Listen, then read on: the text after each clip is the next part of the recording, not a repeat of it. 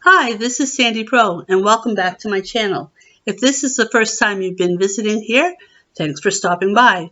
This is a story about an old chair. My stepson was going to throw this chair out because the caned seat had become crumbly and dry and actually had a hole in it. So I asked him, could I have it? And he said, sure. I said, I've got an idea for that. So I threw it up on the workshop bench and gave it a light sanding after all the cane was removed, and prepared to look for supplies. So I found some stain, I found some primer, and of course in this house I have plenty of craft paints.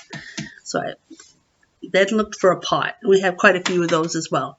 My husband acquired some plywood for us, and he was nice enough to trace around the edge of the seat and cut the plywood out that matched. Then we inverted the pot, and he drew a circle around the circumference of the pot, removed the pot, and went in 1/4 of an inch and did another circle in which he actually cut out. And we now knew that the pot would not fall through the hole. Once that was done and complete, we removed the parts and I stained the plywood. Once the plywood was stained, it was time to look forward to priming the chair. So the chair was primed with white paint.